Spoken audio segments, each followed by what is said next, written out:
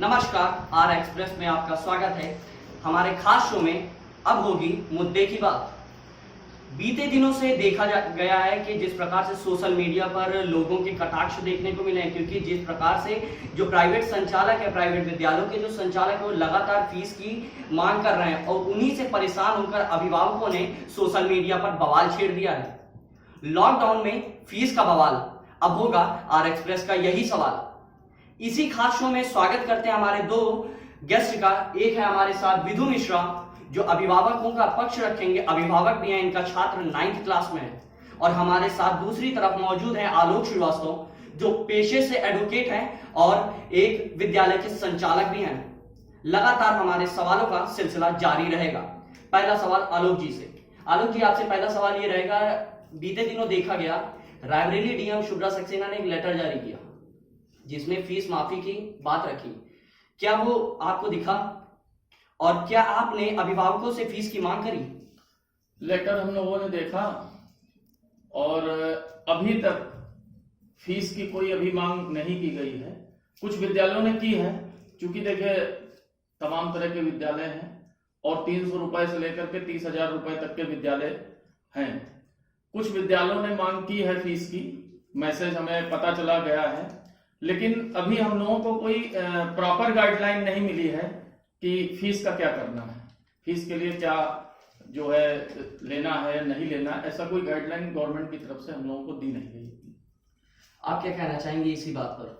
देखिए, बहुत ही भ्रम की स्थिति है और हमारे क्योंकि बच्चे पढ़ रहे हैं स्कूलों में और ये लॉकडाउन के चलते आपको पता ही है कि कोई भी सेक्टर हो, इस आर्थिक मंदी की वजह से अछूता नहीं है। हम लोग की सैलरी वैलरी भी मिलने में दिक्कत हो रही है। स्कूल के आए दिन फोन आ रहे हैं बच्चों के पास, कभी हमारे पास मैसेज आ रहा है और हम जो भी बाकी जो समाचार पत्र और माध्यम है उनके माध्यम से हम लोगों को ये पता चलता है कि छूट दी जा रही है 1 महीने की, 3 महीने की, लेकिन उसके अलावा लगातार वहां पे फोन आ रहे हैं स्कूल से फीस देने के लिए। आलोक जी, अभिभावक साफ साफ आपके सामने कह रहे हैं, क्या कहना चाहेंगे? एक संचालक है विद्यालय जी, देखिए सबसे पहले तो आपका हम धन्यवाद देना चाहते हैं। बहुत ही गंभीर मुद्दे पे आपने आज ये बात उठाई है। दोनों तरफ से भ्रांति की स्थिति बनी हुई है, अभिभावक की तरफ से भी और स्कूल के संचालक की तरफ से। जहां तक सोशल मीडिया पे बहुत से लोगों का आ रहा है, मीडिया का भी आ रहा है कि स्कूल वाले लूट घसोट की बात कर रहे हैं, चीजें कर। जी बिल्कुल। दो चीजें हैं, अगर एक गार्जियन 10 रुपए फीस किसी विद्यालय को देता है तो क्या वो 10 रुपए संचालक के पास पूरा रह जाता है? वो 2 रुपए प्यून में भी जाता है, टीचर में भी जाता है, ड्राइवर में भी जाता है। हम ये मान करके हम ये चाह रहे हैं कि एक गाइडलाइन, अगर बहुत से गार्जियन ऐसे भी हैं जो गवर्नमेंट जॉब में हैं जिनकी सैलरी आ भी रही है, क्या ये जियो नहीं लागू हो जाता कि चलिए हम इतना नहीं इतना करेंगे? अगर हमारी 1000 फीस है नहीं तो हम 600 अपनी स्वेच्छा से देंगे, कम से कम उस प्यून का, उस टीचर का तो पेट भर जाए जो प्राइवेट जॉब कर रहा है, 3000 से लेकर के 10,000 तक की सैलरी में अपने घर का चला रहा है। तो गार्जियन को भी प्राइवेट सेक्टर में पढ़ा रहा है और पढ़ा रहा था अपनी मर्जी से। बहुत से गवर्नमेंट स्कूल खुले हुए हैं, आप पढ़ा रहे, लेकिन इस समय मैं एक तरह से पूरे गार्जियन को नहीं दोष दे रहा हूं। बहुत से लोगों का बिजनेस बंद है, सारी चीजें हैं। और अगर स्कूल ने एक मैसेज किया भी तो क्या किसी विद्यालय ने यह भी मैसेज किया है अभी तक कि आपका फीस नहीं आएगी तो बच्चे का नाम काट दिया जाएगा? अगर वो साल भर 12 सोशल मीडिया पर, आलोक जी आपको बताना चाहूँ, सोशल मीडिया पर लगातार अभिभावकों के कमेंट आ रहे हैं इस बात को लेकर के स्कूल से इस बात की भी धमकी दी जा रही है कि अगर बच्चे के पिछले सेशन की फीस नहीं जमा की गई, यानी 19 और 20 की, तो उसे स्कूल से निष्कासित कर दिया जाएगा। इस बात पर क्या कहना चाहेंगे आप? जी देखिए, स्कूल एक संगठन है, ऑर्गेनाइजेशन है। 2 तरह के विद्यालय, मतलब विद्यालय की भी कैटेगराइज है, विद्यालय भी कई तरह के हैं। एक बेरोजगार व्यक्ति BA MA करके निकलता है, उसको नौकरी नहीं मिलती है, 7,000 रुपए खर्च करके एक जो है संगठन अपना बनाता है, एक जो है सोसाइटी बनाता है, 20,000 रुपए किराए का एक मकान लेता है। हो सकता है अभी पिछले साल उसने विद्यालय डाला हो। एक ऐसे विद्यालय हैं जिनके 10-10, 20-20 ब्रांच भी चल रही हैं। आप जब सोशल मीडिया पे बात आती है, private school private school private school 300 वाला भी है और प्राइवेट स्कूल 30,000 वाला भी है। आप प्राइवेट स्कूल का नाम छापिए, हमें कोई दिक्कत नहीं। मेरे school nano kids play school में बिल्कुल जी, आपके पास आऊंगा डायरेक्ट। सबसे बड़ा सवाल ये आ रहा है कि आप भी अपने अधिकार का प्रयोग कर सकते हैं। अगर आपसे वसूला जा रहा है या तो आपसे मांग की जा रही है फीस को लेकर, क्या आपने जिला प्रशासन को इस बात को बताया? देखिए, ऐसा है कि प्रशासन या ये सब जो अमला है इनका इस्तेमाल करने में हम अभिभावक इसलिए भी थोड़ा सा अवॉइड करते हैं क्योंकि बच्चे का हैरेसमेंट ना हो जाए कहीं। जैसे भाई साहब ने कहा ये बात कि फीस मांग रहे हैं, पर ये तो नहीं कहा कि नाम काट देंगे। तो बच्चों को जो मना स्थिति होती है, अगर उनके पास खाली फीस के लिए फोन आ जाता है तो वो उससे भी परेशान होने लगते हैं। और जहां तक इन्होंने कहा कि 10 रुपए है या और जो प्यून को देना है या जो भी खर्चे हैं, मैं मानता हूं कि कुछ विद्यालय जो ग्रामीण अंचल में हमारे होंगे जिन्होंने इस तरह से किया तो होगा उनको ये परेशानियां। लेकिन अगर आप ज्यादातर अपने शहर की व्यवस्था देखें तो यहाँ पे स्कूल की चेन है, धन पशु बने बैठे हैं। ऐसा नहीं है कि 2 महीने में या 3 महीने में ही बिल्कुल उनकी सारी व्यवस्थाएं बिल्कुल, यानी सबसे बड़ी बात निकल के सामने आई कि जिन स्कूल की संस्थाएं यानी एक विद्यालय से अधिक विद्यालय खुले हैं, उनसे ज्यादा धन उगाही और उनसे जो फीस की जो मांग है वो बढ़ती जा रही है। इस बात से आप लोग सहमत हैं? बिल्कुल। आलोक जी, आपका 300 विद्यालय रायबरेली के अंदर हैं प्राइवेट सेक्टर की। अगर हम बात करें, आप उंगली में कितने विद्यालयों का नाम ले लेंगे?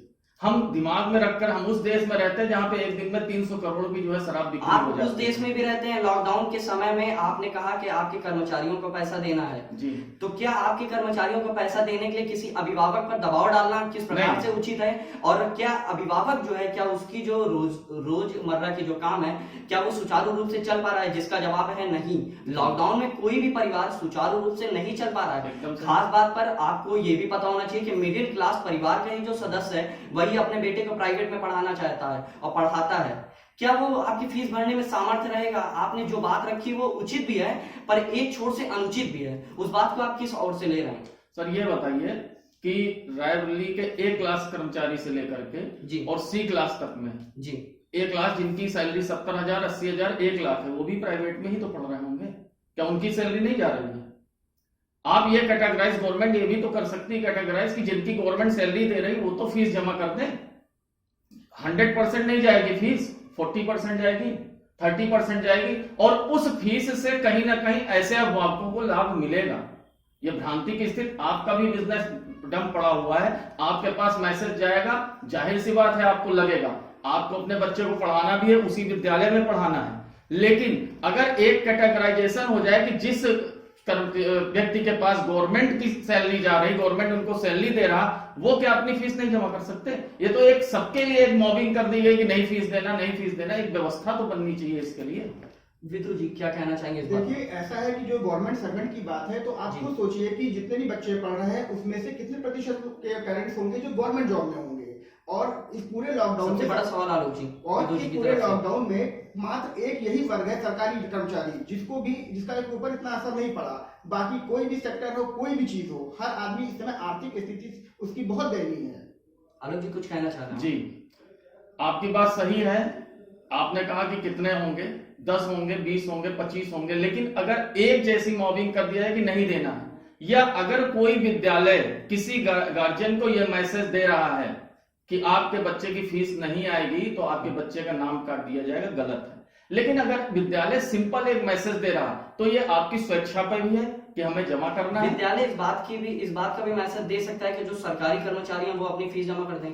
कितना आप सहमत हैं इस बात से? हाँ, कर सकता है, ये चीज भी कर सकता है। तो विद्यालय क्यों नहीं कर रहा? वो क्यों प्रताड़ित कर रहा है ऐसे अभिभावकों को जिन्हें मीडिया के माध्यम से अपनी बात रखने का मौका मिल रहा है? सर, प्रताड़ना का संदर्भ हम नहीं समझ पा रहे, किस बात को आप लगातार व्हाट्सएप से दबाव डालना कि आप फीस जमा करिए, लगातार सोशल मीडिया पर मतलब इस तरह की बातें सामने आई। हालांकि ये आरोप ही माना जाएगा, पर जिस प्रकार से फीस ली जा रही है इस बात से कितना सहमत है? बस मेरा इतना सा सवाल। सर, एक तरफ मैसेज का जाना और दूसरी तरफ फीस का जमा होना। जी, अगर दोनों चीजों का आप निराकरण निकाल लें तो कहीं ना कहीं गार्जियन भी प्रताड़ित कर रहा है, वो जमा तो नहीं कर रहा ना फीस। कहाँ किस विद्यालय में कितनी परसेंट फीस जमा? विदु जी आप सहमत हैं गार्जियन प्रताड़ित कर रहे हैं? बस आप ये बता दीजिए कि जो ऑनलाइन क्लासेस का इस समय जोर बहुत प्रचलन जोरों पे चल रहा है, इसके पीछे क्या औचित्य है ये मुझे बताइए। जो क्लास में बच्चा स्टडी करता है बैठकर, उसके जो डाउट्स है वो क्लियर करता है, स्कूल जाता है, उसका एक एटमॉस्फेयर क्रिएट होता है। वहां की पढ़ाई और ऑनलाइन की पढ़ाई भी स्कूलों ने केवल इस नाते करी कि इनको फीस लेनी थी, मनचाही वसूली करनी थी। सबसे बड़ा सवाल आलोक जी बताइए, आंधी पानी व्हाट्सएप से भी पढ़ाई हो रही है आपके विद्यालय में, बताइए आलोक जी। एक्चुअली होता क्या है कि कोई भी बदलाव जब होता है, सर मेरी बात ध्यान से सुनिएगा, कोई भी बदलाव होता है, ऑनलाइन क्लास जब भी शुरू हुई, अगर मेरे ऑनलाइन में 50 बच्चे हैं, उस क्लास में 20 बच्चे नहीं भी आए, उनके एब्सेंट लग गई, नहीं आए उनकी स्वेच्छा है। जब कोई बदलाव आता है, क्योंकि ऑनलाइन का गवर्नमेंट ने ही कहा, आज हमने चैनल पे देखा कि गवर्नमेंट ने डीटीएच के कुछ चैनल हायर कर लिया है ऑनलाइन क्लासेस के लिए। जी, हो सकता है बिल्कुल कि हमें 2 साल तक विद्यालय ना खुले, हो सकता है, बिल्कुल हो सकता है कि जिस क्लास में 100 बच्चे बैठ रहे हैं उसमें 20 बच्चे ही बैठ पाए, और वो बच्चे बैठे जो बहुत पुअर हो, जो हाई क्लास बच्चे हो, जिनके यहाँ एंड्रॉइड मोबाइल हो, वो ना बैठ पाए। अगर ऐसा होगा तो हमें चेंज तो करना पड़ेगा ना। और अगर हम चेंज कर रहे हैं, मान लीजिए हम फीस के लिए ही मान लिया किया गया है, अभी फीस देने से क्या फीस ले करके ऑनलाइन क्लासेस किसी ने चलाई कि पहले आप फीस जमा कर दीजिएगा तब आपके बच्चे को ऑनलाइन रजिस्टर्ड किया जाएगा? कोई एक अभिभावक हमें बता दे कि ऐसा किसी बच्चे को मैसेज किया गया है कि आपके बच्चे को तब इनरोल किया जाएगा जब आप फीस जमा कर दें। जब ऑनलाइन शुरू हो गया, सिस्टम बन गया, एक बच्चे के दिमाग में मुझे पढ़ाना, हर चीज के पॉजिटिव और नेगेटिव भी होते हैं। अगर हम अपडेशन में नहीं आएंगे, बहुत सी बड़ी बड़ी कंपनियां, एचएमटी है, एम्बेसडर है, राजदूत है, अपडेट नहीं हो पाई, मार्केट से बाहर हो गई। आज ऑनलाइन, आज कोटा से हजारों बच्चा बाहर चला गया है। मेरे पास कल जयपुर से फोन आया, उनकी बेटिया की नीट की परीक्षा होनी थी, उनको ऑनलाइन क्लासेस देना पड़ा, उनकी मजबूरी, गार्जियन डिमांड कर रहा। तो गार्जियन में 20-25 गार्जियन ऐसे कि चलिए भाई यही कर दीजिए, हमारा बच्चा कहीं ना कहीं बिजी रहे। अब सबको एक साथ संतुष्ट करना बहुत बड़ी बात। और जहां तक रही फीस का सवाल रहा कि ऑनलाइन क्लास इसलिए चलाई जा रही, ऑनलाइन क्लासेस का मैं आपको बता दूं, मेरे घर में, मेरे परिवार में, मैं जहां पे रहता हूं, 4 लोग शिक्षक हैं, 4 लोग पढ़ा रहे हैं ऑनलाइन प्राइवेट संस्थाओं में, मैं नाम नहीं लेना चाहूंगा। और पूरा दिन पहले क्लास चैप्टर की समरी बनाई जाती है, उसको लिखा जाता है, फिर उसका वीडियो, किसी छोटे बच्चे की आवाज ना पहुंच पाए, गार्जियन पिता बच्चे को पकड़ के छत पे बैठा रहता, मां नीचे वीडियो बना रही होती है, तब वो ऑनलाइन वहां पर जा रही है क्लासेस। नहीं पढ़ाना आपको बच्चे को अपने ऑनलाइन, आप अपने को बाहर कर लीजिए। लेकिन जो लोग पढ़ाना चाह रहे हो पढ़ा रहे हैं, इसमें बहुत बड़ा विवाद की बात नहीं कि ऑनलाइन। जी क्या कहना चाहेंगे इस पूरी बात को लेकर? बहुत सारे सवाल आपके भी उठ रहे हैं, हम अपनी बात बता रहे हैं। मेरे 2 बेटियां मेरी, कि मोबाइल एक है, इसकी और आए दिन कभी उसमें चार्जिंग की, कभी नेटवर्क की, कभी दिक्कतें होती रहती है तरह तरह की। अच्छा, ये वही गुणवत्ता, वही खर्च स्कूल को तभी भी हो रहा है। ऑनलाइन जो क्लास दे रही है या क्लास में पढ़ाते थे तो बिजली जो बाकी व्यय होते थे स्कूल में, वो सारे व्यय तो नहीं करने पड़ रहे हैं ना ऑनलाइन पढ़ाने में, तो वो खर्चे बच रहे कि नहीं बच रहे स्कूल के? क्या अगर यही अगर क्राइटेरिया होता तो क्या डिस्टेंस लर्निंग और जो क्लास में हम पढ़ते हैं दोनों की फीस एक होती है, अलग होती है कि नहीं होती है? तो ये अपना पढ़ाते हम जा रहे हैं, अपना काम करते जा रहे हैं, ये भी तो चेक कैसे होगा कि बच्चे ने कितना ग्रैस्प किया। वो जो बैठा है मोबाइल लेके अपना 4-5 घंटे, अगर सेम क्लास में बच्चे हैं और पेरेंट्स के पास एक मोबाइल है, तो वो एक लीड इधर एक लीड उधर, सामने मोबाइल लेके दोनों उसमें कैसे पढ़ पा रहे हैं? ये कुछ नहीं था, ये पढ़ाई वढ़ाई के साथ कोई लेना देना नहीं था, केवल फीस वसूलने के लिए किया गया है। यानी सबसे बड़ा सवाल अभी तक का ये निकल के आया कि जो ऑनलाइन पढ़ाई, जो सरकार ने एक मंशा स्वरूप स्टार्ट किया कि लोगों को पढ़ाई के लिए जागरूक किया जा सके, उसके लिए दुरुपयोग किया जाए। क्या विधु जी आप ये कहना चाह रहे हैं? बिल्कुल, हम ये कहना चाह रहे हैं, बिल्कुल ये कहना चाह रहे हैं। आलोक जी क्या आप सरकार की मंशा के खिलाफ? सरकार की मंशा के खिलाफ नहीं, हम सरकार की मंशा के कतई खिलाफ नहीं है।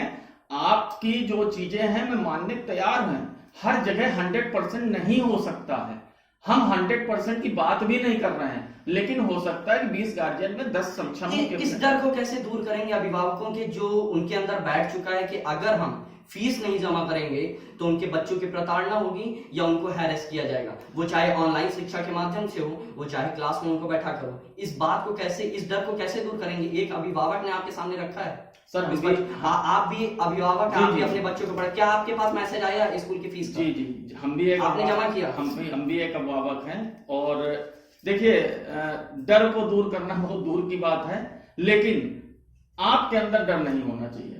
वो स्कूल नहीं नाम काट देगा दूसरे स्कूल में, आपके अंदर ये नहीं फेयर होना चाहिए कि नहीं मेरा बच्चा उसी में पढ़ेगा। क्यों पढ़ेगा भाई उसी में बच्चा? 500 स्कूल खुले हैं, कई स्कूल खुले हैं, कहीं भी मेरा बच्चा पढ़ सकता। हमारे अंदर कहीं डर है ना, उस स्कूल को लेके हम क्यों इतना डरे हुए हैं कि वो स्कूल जो चाहेगा हम वो करेंगे? ऐसा कौन सा डर है? प्राइवेट स्कूल है ना, 500 स्कूल खुले हैं, कहीं भी हमारा बच्चा पढ़ लेगा, हम क्यों डर रहे हैं? और अगर आपका नाम काटने का मैसेज आपके में आ रहा है तो आप तत्काल कंप्लेन करिए उस स्कूल की। किस देखिए, हम लोग बड़े हैं, बच्चों के मन पे बहुत बुरा असर पड़ता है। अगर उनकी फीस नहीं जमा होती, उनके लिए नॉर्मल एक फोन आ जाना या उनके सर का कह देना ही उनके दिमाग पर बहुत बुरा प्रभाव डालता है। वो मेरे बच्चे मुझे दिन में 3 बार याद दिलाते हैं कि पापा सर कह रहे थे, पापा। ये हम समझ रहे हैं ना कि नाम नहीं कटेगा, ये मेरे मन की बात। विदु जी, लेकिन आलोक बच्चों जी, पे आप प्रभाव पड़ता है। हमारे साथ जुड़े रहे, इसके लिए सबसे बड़ी चीज है। पर एक सवाल हम आपसे भी करना चाहेंगे, आर एक्सप्रेस की टीम से, सोशल मीडिया पर जिस प्रकार से आप लोग कटाक्ष कर रहे हैं या कमेंट कर रहे हैं, उन बातों को समझें, क्योंकि जिस प्रकार से प्राइवेट संचालक, जो प्राइवेट विद्यालय के संचालक हैं, उन्हें भी अपने कर्मचारियों की रोजी रोटी चलानी होती है। अगर आप सरकारी संस्थाओं से या सरकारी किसी नौकरी में कर रहे हैं, तो आप उनकी फीस अगर जमा करने में सामर्थ्य हैं, तो कृपया करके उन फीसों को भी जमा करें, ताकि आपके द्वारा किया गया ये एक अनुदान किसी परिवार की रोजी चला सकता है। नमस्कार।